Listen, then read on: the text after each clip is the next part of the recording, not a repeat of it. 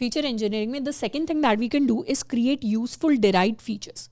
हमारे पास कुछ एग्जिस्टिंग फीचर्स होते हैं जिनसे हम कुछ नए फीचर्स को क्रिएट कर सकते हैं। जैसे बहुत सिंपल सा इसका एग्जांपल होगा कि अभी हमने बीएमआई की बात की। हमें पता है बीएमआई की एक नॉर्मल फिक्स्ड रेंज होती है अकॉर्डिंग टू साइंस और अकॉर्डिंग टू ऑनलाइन डेटा। 18 से अराउंड 25 की जो रेंज होती है उसको हम नॉर्मल कहते हैं। इसको आप वेरीफाई कर सकते हो, थोड़ा ऊपर नीचे हो सकता है, पर जनरली 18 से 25 की रेंज को हम कहते हैं दिस इज नॉर्मल रेंज। अगर लेस देन 18 है तो उस केस में हम कहेंगे अंडरवेट। अगर ग्रेटर देन 18 है तो उस केस में हम ओवरवेट कह सकते हैं। तो इस तरीके से बीएमआई रेंज के बेसिस पर हम एक नया फीचर बना सकते हैं जो डिस्क्राइब करता है कि जो भी हमारा यूजर है वो नॉर्मल है, अंडरवेट है या ओवरवेट है। तो इन तीनों वैल्यूज को हम 0, 1 एंड 2 के साथ डिनोट कर सकते हैं, या फिर इन तीनों के भी हम डिफरेंट कॉलम्स क्रिएट कर सकते हैं। तो हमने क्या किया, हमारा ऑलरेडी एग्जिस्टिंग एक फीचर था which was the BMI feature. इस फीचर से हमने डिराइव किया एक और नया फीचर जो हमारे यूजर के लिए कोई चीज बता रहा है। मतलब बीएमआई वैल्यूज तो क्या है, रैंडम वैल्यूज होंगी वहां पर हमने एक नया फीचर बनाया जिसमें कैटेगरी वाइज हमारे पास 3 डिफरेंट कैटेगरीज का डेटा है जिसको हम स्टोर करा सकते हैं।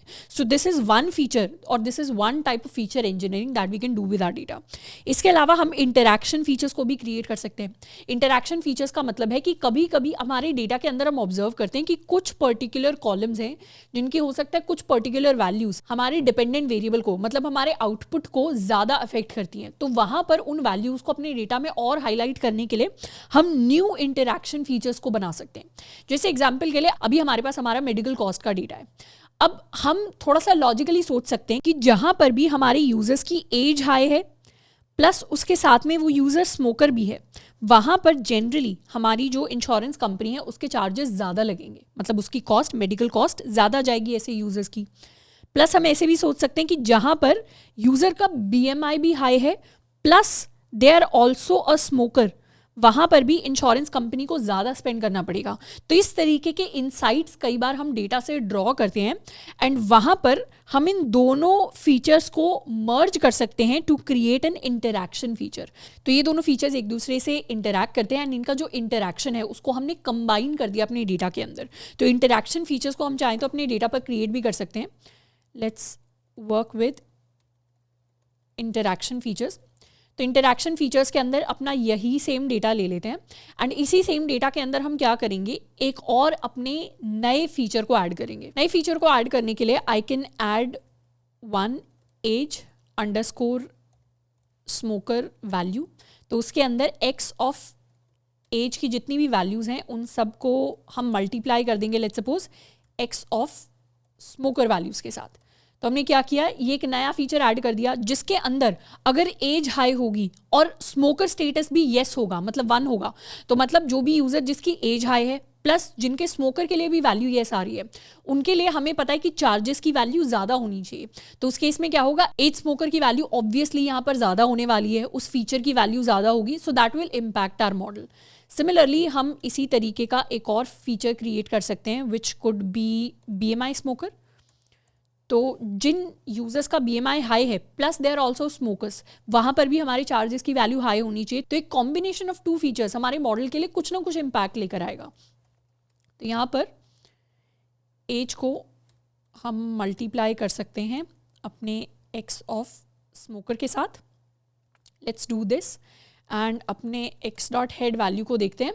तो अब हमारा एक्स डॉट हेड ऐसा दिखता है जिसके अंदर age smoker and BMI smoker, हमारे पास 2 एडिशनल पैरामीटर्स आ गए हैं, 2 एडिशनल फीचर्स आ गए हैं। इसके अंदर अगर हम नोटिस करें तो जहां पर स्मोकर स्टेटस 0 है वहां पर तो ये वैल्यू 0 इम्पैक्ट डाल रही है। मतलब अगर स्मोकर नहीं है तब हमारी एज का इम्पैक्ट क्या होगा, वो हमारा नॉर्मल एज वेरिएबल बता देगा। वहां पर हमारे बीएमआई का क्या इम्पैक्ट होगा, वो हमारा नॉर्मल बीएमआई वेरिएबल बता देगा, बीएमआई फीचर बता देगा। पर जहां पर भी स्मोकर स्टेटस येस है वहां पर हम अपनी एज के इम्पैक्ट को अलग से देख रहे हैं। प्लस बीएमआई इम्पैक्ट को यहाँ पर इसे चेंज कर देते हैं टू बीएमआई। तो बीएमआई इम्पैक्ट कुछ इस तरीके से दिखेगा। तो let's do all of this training for our new data. हम दोबारा से अपने डेटा को ट्रेन टेस्ट स्प्लिट करेंगे, दोबारा से लीनियर रिग्रेशन मॉडल करेंगे एंड आर स्क्वायर्ड वैल्यू की वैल्यू देखेंगे। So this value turns out to be 0.8652। अब this is definitely a good improvement from 7.8। Last जो हमारी वैल्यू आई थी आर स्क्वायर्ड की दैट वाज 0.7835।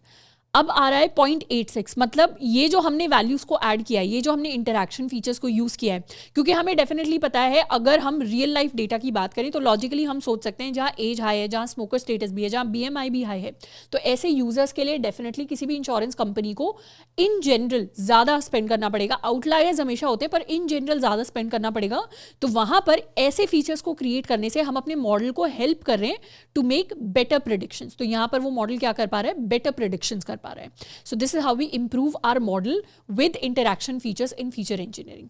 उसके साथ में हमारे पास स्केलिंग न्यूमेरिक फीचर्स भी होता है। स्केलिंग के अंदर हम क्या करते हैं, बेसिकली हमारे एग्जिस्टिंग फीचर्स की वैल्यू को इस तरीके से चेंज कर देते हैं कि सारे फीचर्स ओवरऑल सिमिलर इफेक्ट डाले मॉडल के ऊपर। जैसे फॉर एग्जाम्पल यहाँ पर स्मोकर के लिए वैल्यू या तो 0 है या 1 है, या तो 0 है या 1 है।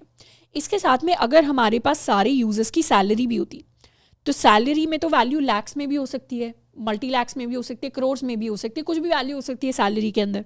तो यहाँ पर तो वैल्यू होती 1 लाख, यहाँ पे लेट्स सपोज 10 लाख, यहाँ पे 20 लाख, यहाँ पे 50 लाख, कुछ भी वैल्यू हो सकती थी। अब इस फीचर की वैल्यू सिर्फ 0 and 1 है, which is a very small value, and इस फीचर की वैल्यूज लैक्स में जा रही है, 100K में जा रही है। तो ऐसे केसेस में हमारे डिफरेंट फीचर्स की डिफरेंट न्यूमेरिकल स्केल पे वैल्यूज हैं।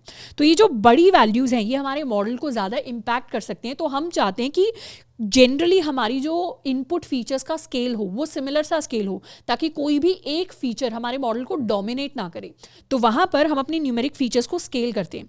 स्केलिंग के 2 पॉपुलर तरीके हैं जिनको आगे जाके हम डिटेल में देखेंगे। एक पॉपुलर तरीका होता है उसको हम कहते हैं नॉर्मलाइजेशन, एंड दूसरा पॉपुलर तरीका होता है उसको हम कहते हैं स्टैंडर्डाइजेशन।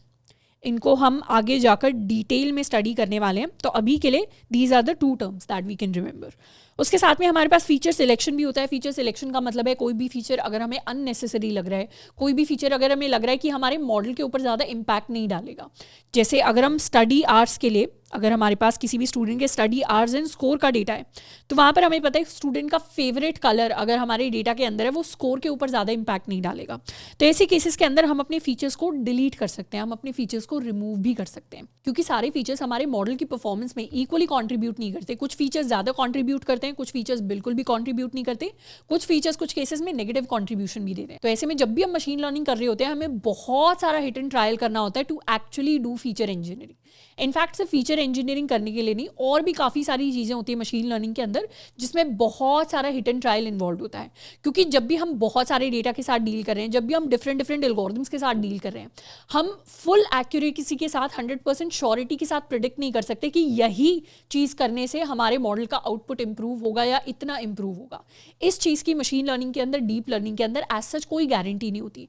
डेफिनेटली हम एक जनरलाइज चीज़ बोल सकते हैं कि जनरली इस चीज़ से एक पॉजिटिव इंपैक्ट आएगा, जनरली इस चीज़ से एक नेगेटिव इंपैक्ट आएगा, पर कभी भी श्योरिटी के साथ नहीं बोला जा सकता, क्योंकि हर डेटा डिफरेंट होता है, हर एल्गोरिथम का सोचने का तरीका डिफरेंट होता है। तो इसीलिए हमें बहुत सारा हिट एंड ट्रायल करना पड़ता है, हमें डिफरेंट टेक्निक्स ट्राई करनी पड़ती हैं, हमें डिफरेंट चीज़ें ट्राई करनी पड़ती हैं to actually improve the model's performance.